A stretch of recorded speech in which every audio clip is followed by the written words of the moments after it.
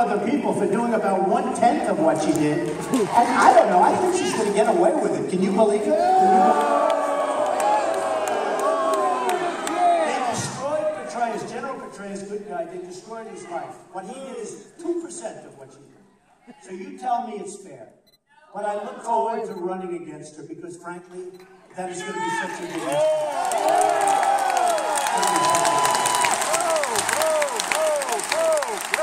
And don't forget, I mean, she will fight very hard because she has to win. Because the statute of limitations is 6 years. You know what that means? Oh, you know what that means? There's some guy up there, probably a lawyer, he's laughing like that. Oh, so, I mean, if a Republican gets in, it's got to be fair. But if a Republican gets in, they're going to have to look at it. 6 years. So she's fighting for her life. And I think the Democrats are going to leave her alone because it's a corrupt system. And I think they're going to leave her alone. But if a Republican gets in, I don't say that she's guilty. You have to check. But if a Republican gets in, we have a 6-year statute of limitations. And I guarantee at least there'll be a fair investigation. They're going to look. So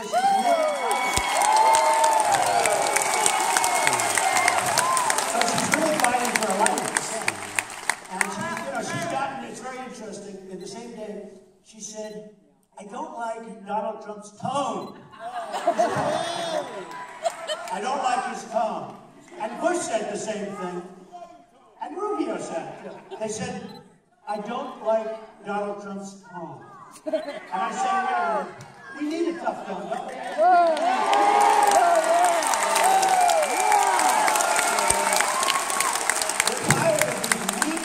Pathetic, sad people that don't have a clue, that won't do anything. We are going to make the country better than it's ever been before.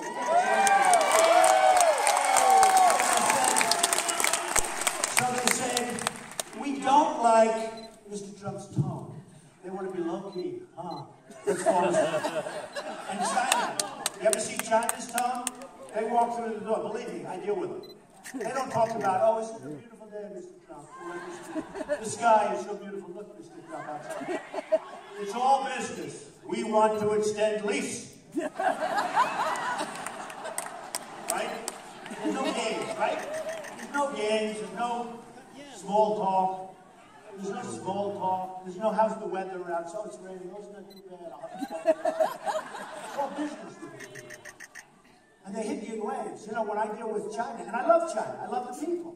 They're great. I love the Mexican people. They're great. But I deal with China. And they walk in with layers. Build the wall! I have so many. He says, build the wall. We'll build the wall. Build the wall! Around the White House! But I will tell you, China, they come in and they negotiate, and you're sitting there by yourself, and you got like 25 people. And every one of them is a genius. But if you're good, you can take it, you can do deals that are unbelievable. So I asked my people last week, I said, go back and tell me, what is the trade imbalance with China? And I was surprised. Because it was so, I thought it was big, but I didn't know it was. It's almost $400 billion a year.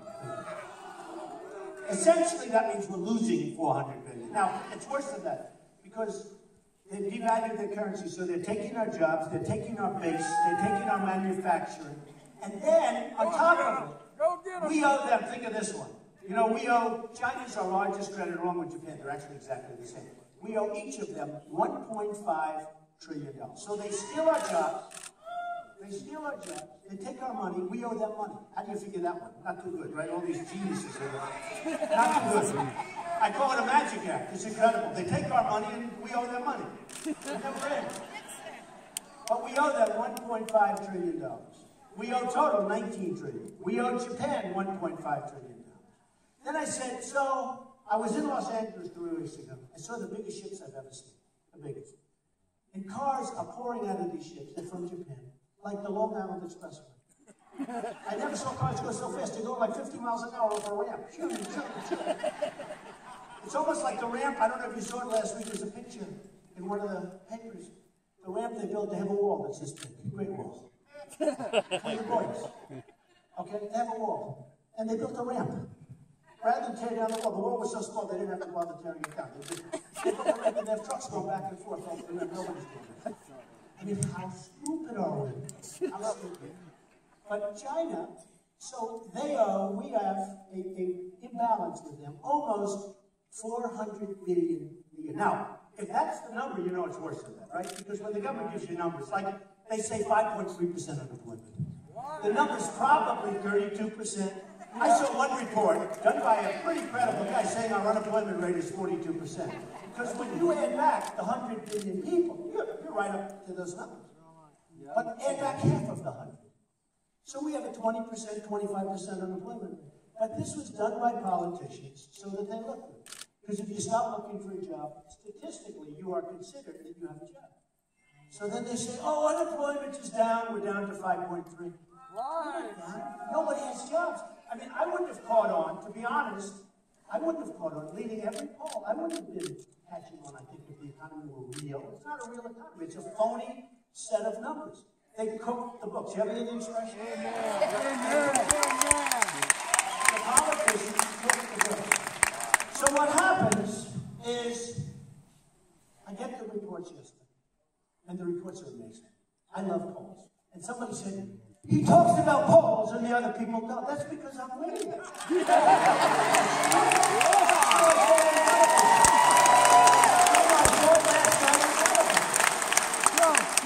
there may be a time when I stop talking about polls. If I'm number 2 or 3 or 4 or 5 or 12, some of these guys have nothing.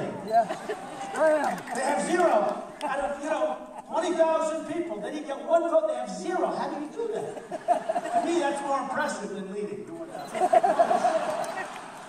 So they said, I saw on television, and they said, oh, he talked about, I was in Iowa yesterday. It was amazing. Packed. Overflowed about amazing people. Like you, they want to see the country be strong. Amazing. I was talking about the call, and one of the reporters is actually here today, one of those live people. Very live. No, they said on television, Mr. Trump talked about the polls. Well, the polls just came out. And I thought to myself, maybe I do talk about polls too much. And then I realized I've been leading since I came out. And Melania, my wife, and my daughter said, Dad, if you ever run, you're going to win. And I said, why do you say that? Because nobody thinks you're running. And if they poll you, nobody's going to give you. When they poll you, before I announced it, before I signed my life away, because that's what you do. You sign your life away. You don't take cuts. That's right. Especially if you're not a politician. I never did this before, folks. That's why nobody understands what's going on. These guys have governors, senators. These guys are all. And so here's what happens. So Florida winning big. Florida, 28-29%. Pennsylvania, big, great, important stuff. Anybody from Pennsylvania? We love Pennsylvania. I love Pennsylvania. I hear a lot. Pennsylvania, I'm leading big. Ohio.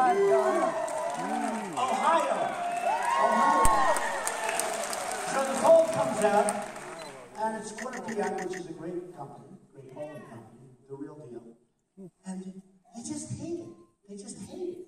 And I'm leading Ohio, and I'm beating a very nice guy, a good governor, named Kasich by a lot. Kasich is a good governor. He's a good guy. And he's, I'm leading by a lot. And people say, what's going on? What's going on? Then they have a poll come out OAN, which is a great poll. And I have 35%. 35%. So we get, as I said, highest ratings in Fox, highest ratings in the history of CNN for these debates. The highest ratings. And by the way, all the polls, and they poll everything. I love these things. They poll who won the debate. Every single poll. Time Magazine, Drudge, Slate, things that I've never even heard of. Everyone said Trump. But then I go and turn on the television. Oh, Donald had a bad night tonight. That's it. That's what I want. And then they said, well, first of all, just to show you. So CNN, I like CNN. I think Jeff Sessions is great. I think Roger Ailes is great on Fox. Great. But I tell you, I go home and I watch it and I say, I'm going to watch myself on television. Who would you do? So I say, oh, guys that don't have a clue. They don't have a clue. And they say that they didn't like it. I was good in the first bit. Then they said, here's the beauty. For 28 minutes, I didn't say anything at the end. And then you faded in the end. I wasn't asked any questions. I wanted to say. It was so dishonest. So here's what happened. So for the first 2 hours, everything was me. It was either a question to me, right? These guys are honorable guys, even though they often stand up. They're rich guys. These guys are loaded. Of course, I always heard in the theater, fourth row is the best. We're going to teach you that. Fourth row is actually.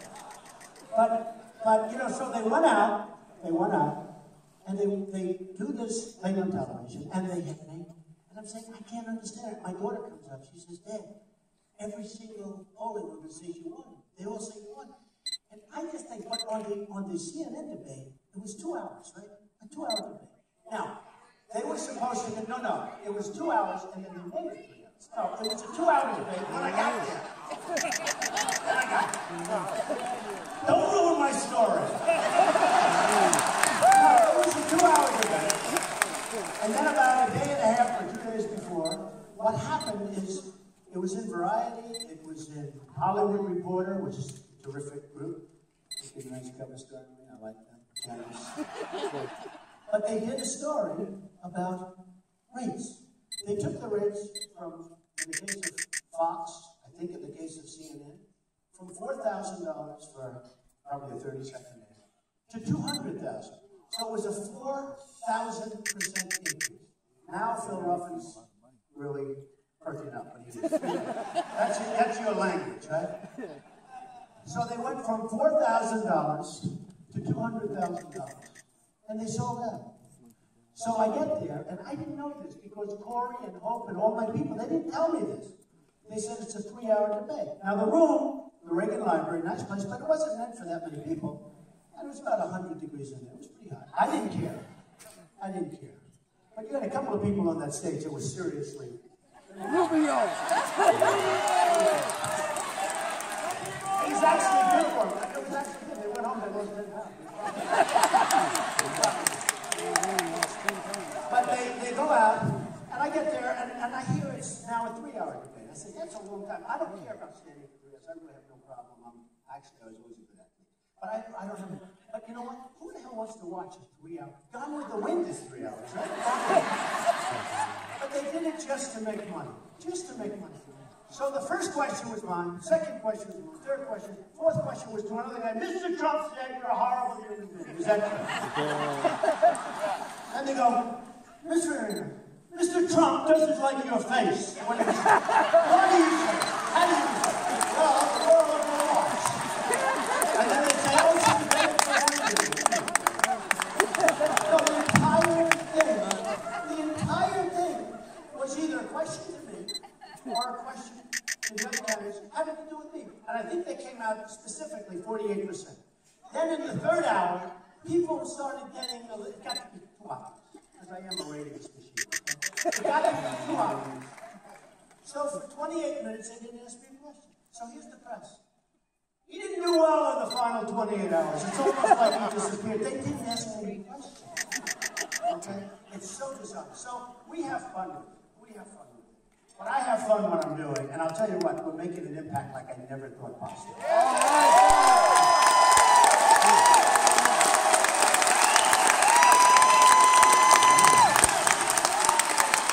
I've seen great dishonesty in other ways, too. Politics, you know, I always thought that real estate guys in New York and elsewhere are pretty tough cookies, right? A lot of real estate guys in the room, I guess.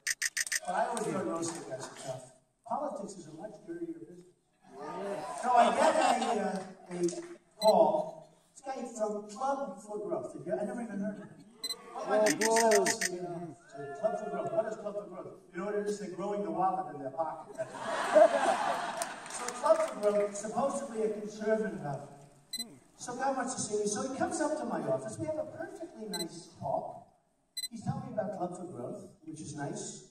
And that was the end of it. He then sends me a letter, asks me if I'd make a $1 million contribution. $1 million? I said, $1 million? You know, I may be rich, but I'm stupid, right?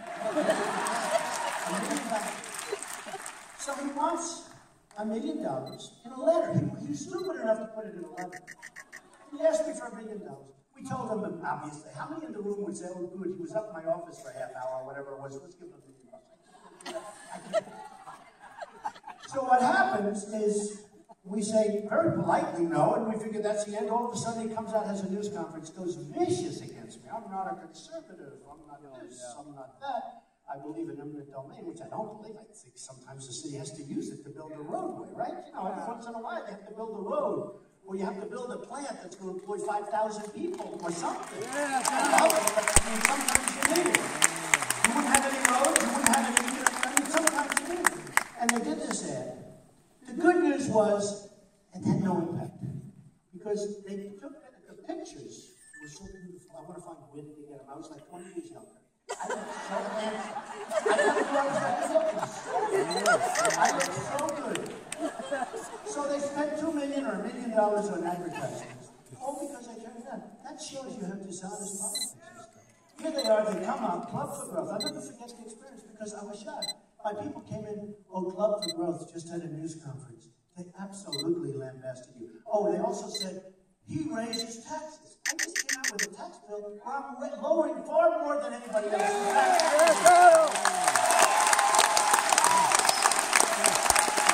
In fact, so much so that the Wall Street Journal, which was bought for $5 billion and is now worth $500 million, but they'll criticize them. They did an editorial, it's too much. Now you tell me, you buy something for $5 billion, it's now worth $500 million, maybe not that, and maybe a couple of bucks more. And then they write these nasty editorials about me. Can you believe this? Can you believe it? So I get criticized. But you know, one of the things I was criticized for is my tax break is too big. They think it's too big. And what I'm doing is taking care of the middle class. And frankly, because we lost the middle class. We lost it. So then they think you're bad editorials all the time. And here's the good news. I've had the worst editorials of the Wall Street Journal. I have never heard one person say, gee, that was a bad editorial. Nobody, I don't think anybody cares. I don't think no one cares. I get these editorials, I say, oh, that's devastating. And then, but they're criticizing also, assuming, you know, other things. Well, there's a personal dislike, has to be their personal dislike. But there, you know, the amount of the tax reduction is massive. And it's going to put people to work. And people are going to be energized. And the middle class is going to come back. You know?